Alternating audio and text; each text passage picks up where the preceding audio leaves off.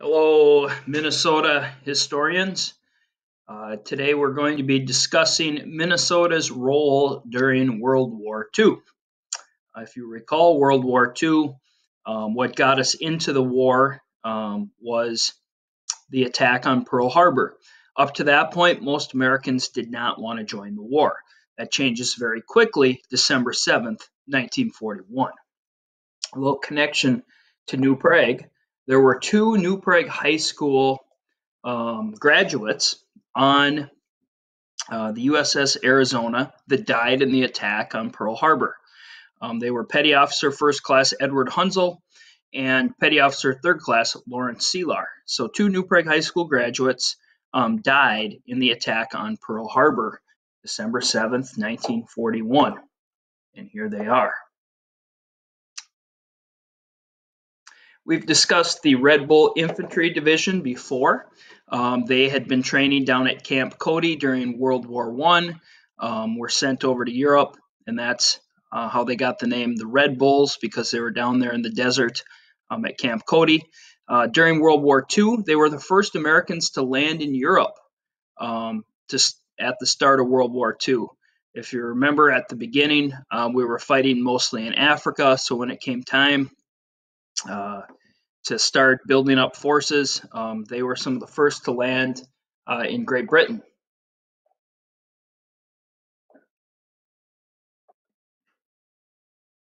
I've got a couple of clippings out of the old New Prague Times archive. 75 years ago, October 7th, 1943, as announced previously, feathers from ducks shot in Minnesota during this season will be used for sleeping bags, flyers, vests, and other articles used by America's armed forces. 15-pound bags have been set up in the New Prague hardware stores and at Bartzel's Bar by the Isaac Walton League, with assistance from other conservation groups. Any hunters having feathers are asked to leave them at one of these places. Let's see. On the other one, rationing reminders. Sugar stamp number 14 in War Ration Book 1, good for 5 pounds, valid through November 1st. Sugar stamp 29 in War Ration Book 4, good for 5 pounds, valid from November 1st through January 15th, 1944. So we're talking about, things that you learned about during World War I, like the rationing, World War II rationing books. You can only buy a certain amount of goods. So it affected everybody. We talked a little bit about this, maybe not Minnesota history, but other classes where, in different wars, people were affected. Look at some of the wars you were born into, wars in Afghanistan and Iraq.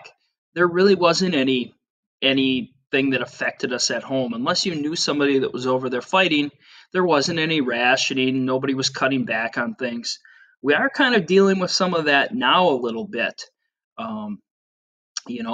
How can we all be in this together right now where things are shut down? People are out buying maybe too much soap, too much toilet paper, too much pork, that type of thing. Grocery stores, wearing masks. Nobody wants to wear a mask. You think about it, okay, the mask, I wear a mask. It's not for me. I don't care if I get sick. It's to protect other people. So now we're kind of experiencing things that are affecting us more than I have, at least in my lifetime, and you guys are as well. So a little bit of what they were dealing with during World War II. We got a couple links we'll watch later. A little bit of Minnesota businesses during World War II. Cargill, that we've learned about, they're the famous grain buying and selling company. They had been building boats that hauled grain. Well, now during World War II, they started building boats for the military. Near Savage, Minnesota, on the Minnesota River, they had a factory set up where they ended up constructing 18 refueling ships and 4 tugboats or towboats during World War II and for the military. So they kind of switched over from what they were doing. Here you can see an aerial photograph of Port Cargill, where they were building these ships. Some of the workers. Picture photograph of the shipbuilding process.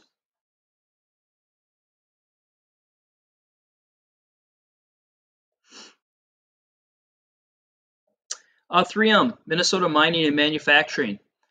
Because of its background making adhesives, right, the Scotch tape, sandpaper, that type of stuff, they started to make wet or dry strips. And you can kind of see these on the tanks where you'd walk. So if it was wet, you wouldn't slip, kind of like what you see on like pickup trucks when you step on and step up into the pickup truck. They'll have some of those strips. You can kind of see it here. They'll put it on the edge of planes for when they're working. You can see it up here. These adhesive strips is what they start making. General Mills and Pillsbury both started to make cookbooks and recipe books that could kind of teach people how to cook with rations. They created certain packaging that fit the rations so that everybody would have enough. They also, in General Mills, they started using their mechanical division to make tools such as gun sights. So they kind of start switching over.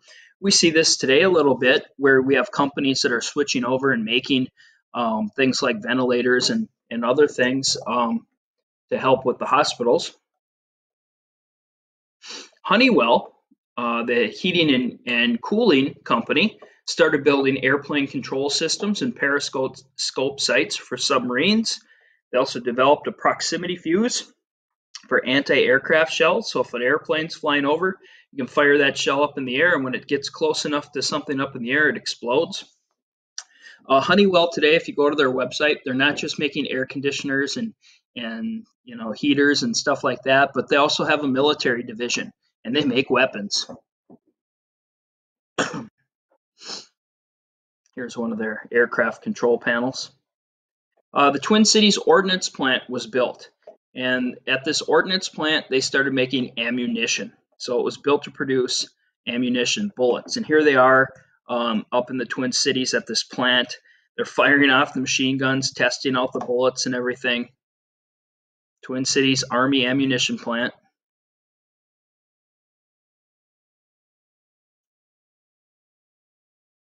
At its peak, this plant had over 26,000 workers. Plant workers produced trainloads of 30 caliber and 50 caliber ammunition. There you can see some of it there. Tracer bullets, making bombs. And of course, you notice in a lot of these pictures, who's working? That's right, women. The men went to war, and a lot of women were working these jobs.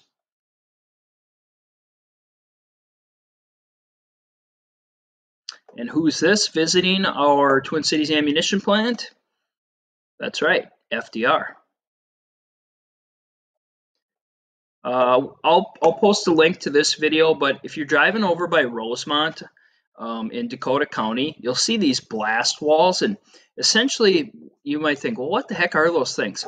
Well, back during World War II, they started making gunpowder, and it was a very highly explosive process where they were worried about things blowing up, so they created these blast walls to kind of deaden the impact.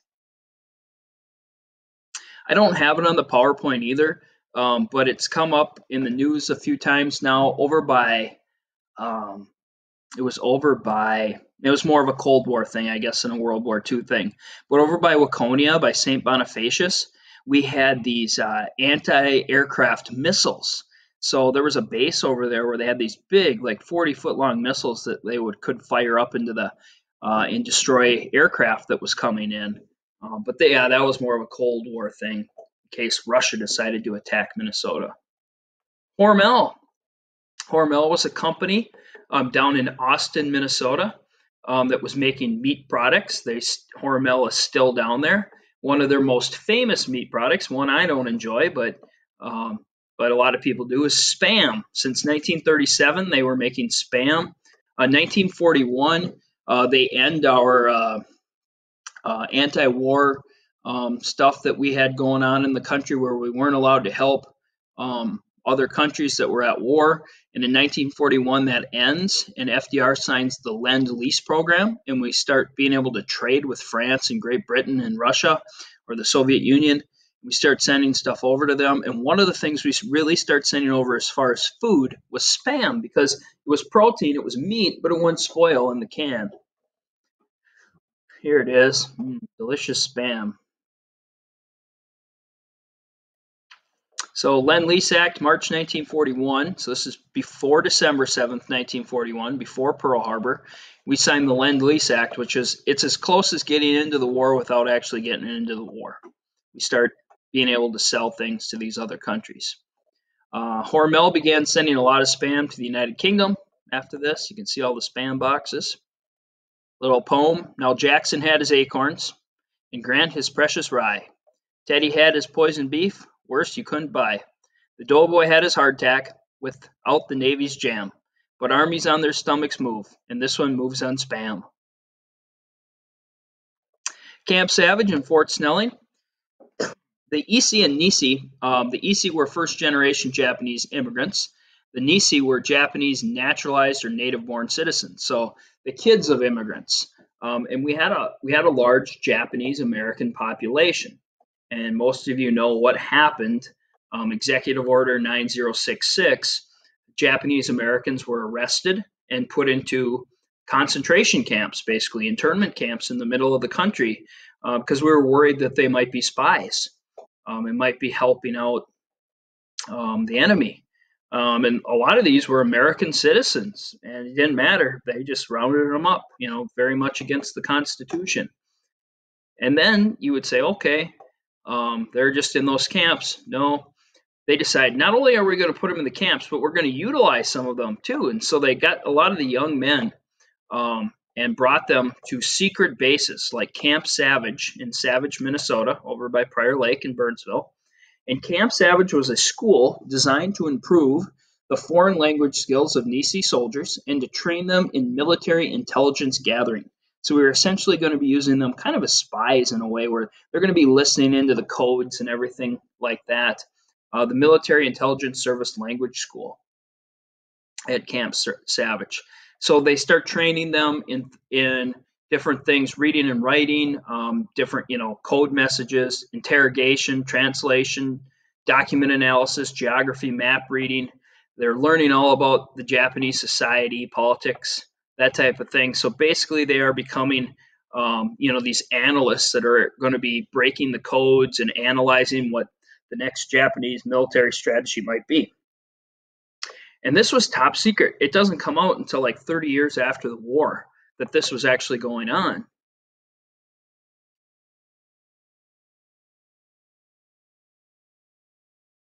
Eventually, the school outgrew Camp Savage and they moved this up to Fort Snelling. In 1946, there were over 3,000 students. About 85% of them were Nisei, those first-generation Japanese Americans. Over 6,000 linguists graduated from the school.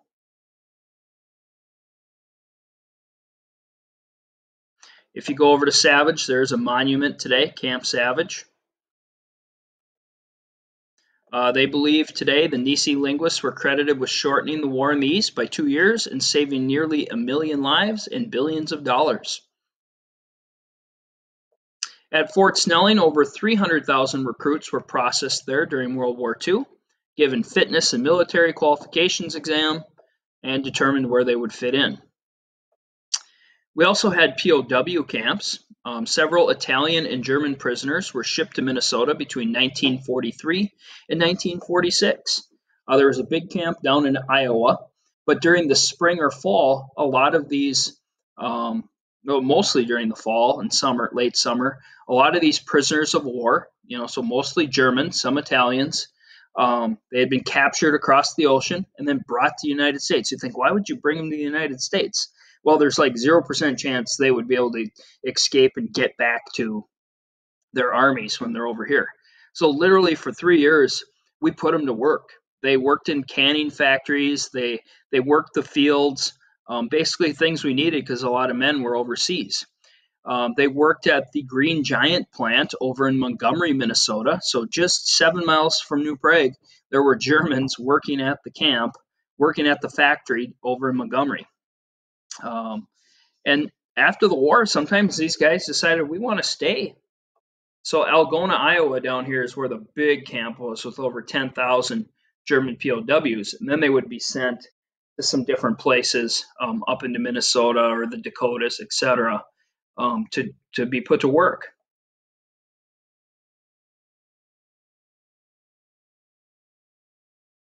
The K ration.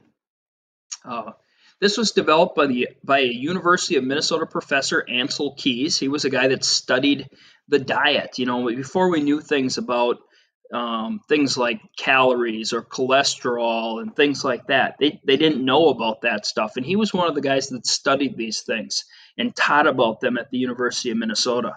And the government put him to work creating the K ration. Um, Basically, he looked at, okay, what do the soldiers need for food per day to keep their energy up, but also what can kind of fit into small compartments. So he created a 3,000 calorie a day diet for soldiers in the field. And you can see what like a breakfast K ration looked like here. Chopped ham and eggs, you've got the crackers, butter, chocolate, there's gum, and coffee, and of course, cigarettes, long before we knew that cigarettes could kill you. Here's a supper ration. Instead of chopped ham and eggs, you've got bean and pork loaf. Good bean and pork loaf. More of this like hardtack crackers, chocolate, of course. Looks like some type of powder, kind of make maybe a soup out of, something like that. And of course, more cigarettes. He also studied starvation. This was voluntarily, so he didn't, like, they weren't forcibly starving people, but he studied starvation and its effects it had on people. Charles Lindbergh, remember this Charles Lindbergh Jr., his dad was the nonpartisan League politician.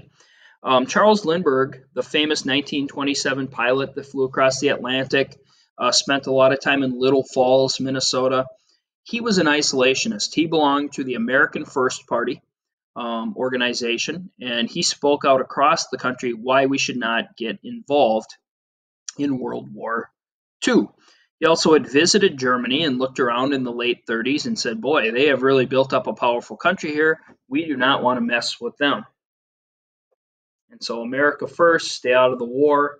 World War I had been going on for 3 years before, almost 4 years before we joined. And it was a very unpopular war. It was way over in Europe. Most people said, we do not want to get involved. In the end, you know, if you poll people today, it's almost 100%. You would be hard pressed to find a person that would say, no, we should not have gotten involved in that war. You could find people that will say that about World War I, probably. You can make up some good points for why we shouldn't have been involved in World War I. People can make up some good points why we shouldn't have been involved in the Korean War. Same thing with Vietnam. Most people today would say we should not have been involved in Vietnam. You can always go and find different things, but World War II was very unpopular before it happened, and now and right afterwards, you'll find everybody saying absolutely we had to get involved in that war. So things changed rather quickly, and even Lindbergh flew combat missions. He taught pilots and even flew 50 combat missions in the war, even though he wasn't actually enlisted. I've got some links that I'll attach to this in a little bit. In the end, we had almost 8,000 Minnesotans die during World War II, which, you know, is a large number, probably about double World War I.